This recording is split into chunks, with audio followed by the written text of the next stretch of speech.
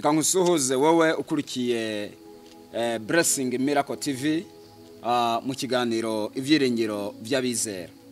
Ndashaka kugira ngo nganire nawe, kandi kuganira nawe ni umumaro ukomeye, ni umumaro urute iyindi mimaro yose. Nubana nanjye, ukagendana nanjye, ugasabana nanjye, ntabwo ushobora kugira isoni, ntabwo ushobora kumwara. Kubera iki mba mbivuga aya magambo? Mba nzi ko hejuru y'imbaraga zikugwanya ko hari imbaraga z'Imana. Inshuti yanjye, muvandimwe, wowe udukurikiye uri ku mugabane w'Uburayi, ku mugabane wa Aziya, uri ku mugabane wa Afrika, nashaka kugira ngo mvugane nawe ijambo ryiza kandi ijambo ry'ubugingo. Ndabizi neza wahuye n'ibibazo byinshi, wahuye n'ibigeragezo byinshi, wahuye n'intambara nyinshi. Icyo ukeneye ni ugusenga, kandi birabanga gusenga k'umukiranutsi bigira umumaro iyo asenganye umwete. Imana rero ikumpera umugisha, wowe ukurikiye Blessing Miracle TV, Imana ibane nawe. Dusengane Imana. Data, turagushimiye kuko uri mwiza, dushimiye izina ryawe rikomeye, dushimiye izina ryawe ry'imbaraga.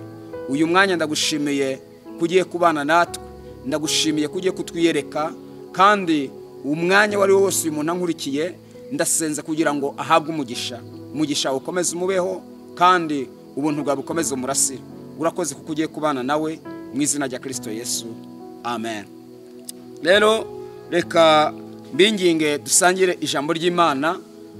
Imana ishize ku mutima wanjye, ahasigaye dushakemo icyifuzo dusenga. Turasoma mu butumwa bwiza nk'uko bwanditswe na Yohana ibice 11 duhereye ku murongo wa 17. Haravuga ngo Yesu agezeyo asanga Lazaro amaze iminsi 4 mu gituro i Betaniya, hari bugufi bw'i Yerusalemu nka sitasioni 15.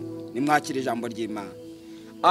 Reka nganire nawe kuri iri jambo rivuga ngo ntacyo uzaba, nta na kimwe ugomba kuba wumvise iri jambo. Uyu rero n'umugabo yitwaga Lazaro. Lazaro yavukanye na Mariya na Marita. Aba bana uko ari batatu, mukuru wabo ni uwo bitaga Mariya. Aba bana rero imivukire yabo bashidutse basanga abavyeyi babo barapfuye. Lazaro na Marita ntabwo bazi uko abavyeyi babo bapfuye, ariko uyu bita Mariya we arabizi kuko bapfuye afite ubwenge.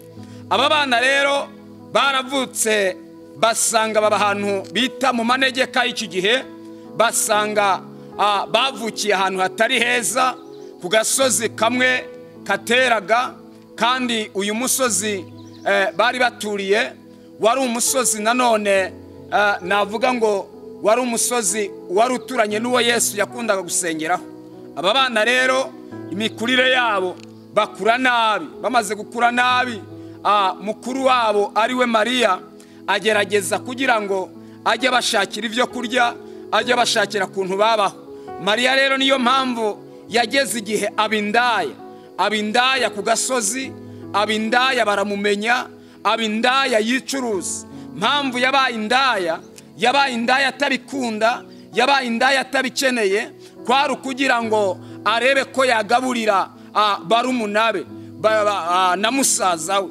Ariko icyo nshatse kuvuga, Mariya niho yahuye na Yesu. Amaze guhura na Yesu, abona ineza y'Imana, abona ikiganza cy'Imana, akunda Yesu karamata. Amaze kumukunda bituma Mariya agira inshuti Yesu. Barabana, baragendana, bakaganira, ibintu byose biba byiza. Rero iyo Yesu yajyaga ku musozi gusenga, nta handi yanyuraga muri uyu muryango wa Mariya na Marita. Mbonera kubabwira ngo kugira ngo ugere muri iyi famiye, nigatoroji umwigisha umwe yaratubwiye ko hari akararo k'igiti kimwe, akangaka niko intumwa zambukaho na Yesu bambukaho kugira ngo bajye muri uyu muryango. Imana ihabwa icyubahiro. Rero bituma Mariya na Marita baba inshuti cyane na Yesu, bituma Lazaro aba inshuti cyane na Yesu. Iyo wabaye inshuti n'umuntu ntabwo ushobora kugira ibyago ngo azakwirengagize, ntabwo ushobora guhura n'ibibazo ngo azakureke. Wahuye n'ibibazo abantu bakuvaho, wahuye n'ibigeragezo abantu bakuvaho. Ariko ndavuga inshuti yanjye Yesu, ndavuga umuvyeyi watwitangiye, likopi kantomene yasika, umugabo adahemuka, umugabo adashobora kugutererana. Wahuye n'ibyago, umugabo abana nawe bakuvuyeho, abantu bose bakuvuyeho. Mariya rero bituma akunda Yesu. Ngo ariko igihe kiragera, iyi nshuti ya Lazaro iragwa. Abandi mwese mumeze nk'abacuranga, abitwa gucuranga gitari, nta handi mwabikuye kuri Lazaro. Lazaro rero niwe yacurangiraga Yesu, niwe muntu yasekeje Yesu, niwe yacurangaga Yesu akanezerwa. Ibindi byose Yesu yari umurakare, yabahangayikishijwe n'isi, yabahangayikishijwe n'abantu barusha. Ngo ariko iyo yageraga kwa Mariya na Marita, Lazaro agafata inanga agacuranga, umwami wacu yaranezerwa. Haleluya. Ndashaka kuvugana nawe ngo ariko Lazaro aragwara, uretse no kugwara araremba. Mariya na Marita ngo baricara, ngo bahamagara Yesu, bamutumaho intumwa, ngo baramubwira ngo ukunda depando kiskra, ngo ukunda aragwaye.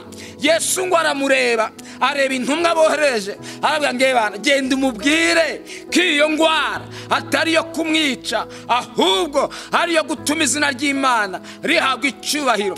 Ndavugana n'abantu babona mupfuye, ntabwo muzapfa, muzarama. Iyo dupfuye Yesu abona ko dusinziriye.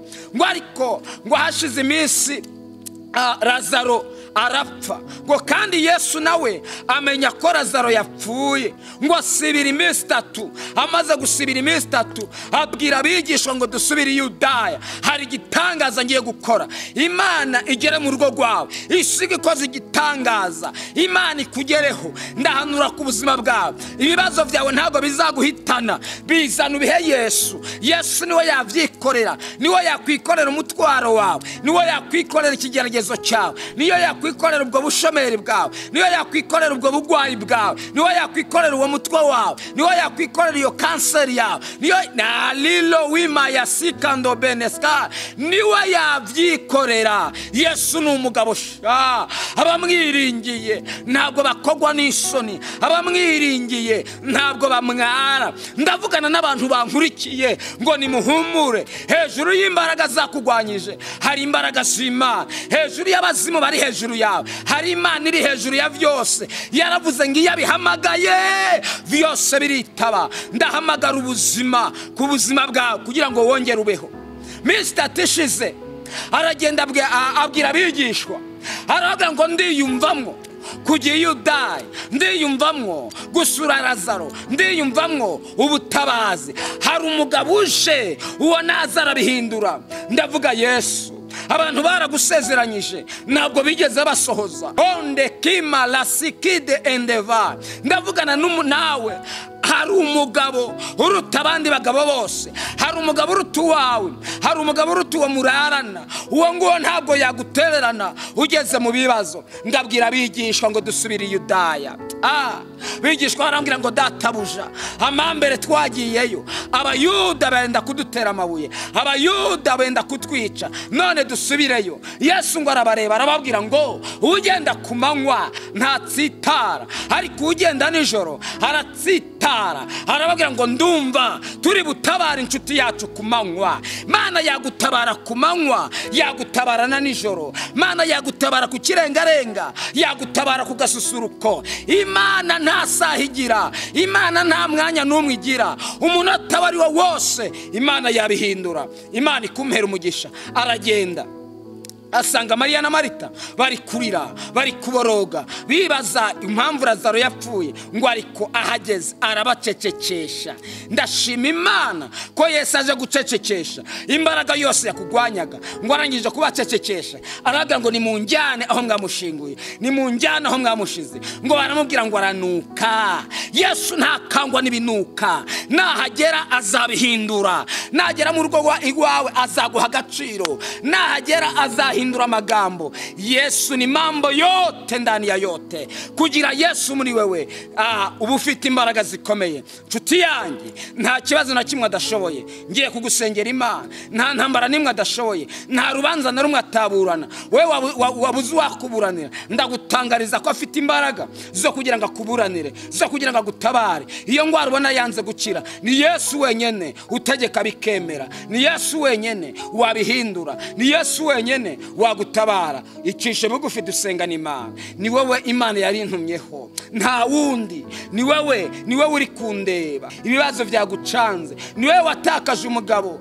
ni wowe watakaje abana. Onde kibenesika, ni wowe Imana yarintumyeho kugira ngo dusengane nawe. Humura, kora ku mutima wawe, ku gatuza kawe, uvuga ngo mutima wanjye humura. Hejuru y'imbaraga zangwanyije hari imbaraga z'Imana. Cishe bugufi dusengana Imana. Mana ndagushimiye, matiko tandolewa alagwikime yasika. Buri muntu wese yarankurikiye, buri muntu wese yarakukiye Blessing Miracle, ndasenze winimalasi ben andokite payasiklede. Ndasenze kugira ngo ahure n'uruhurirane rw'imbaraga zikomeye, imbaraga zikiza, imbaraga zibohora, imbaraga zitabara. Abari barabashwe n'ivyaha, abari barananiwe kureka inzoga, abari barananiwe kureka ubusambanyi, uyu mwanya bahure n'imbaraga zitabara, bahure n'imbaraga zibohora. Wera kuri uyu mwanya babona agakiza kazima. Urakoze kunyumvise kandi kubikoze mu izina rya Kristo Yesu.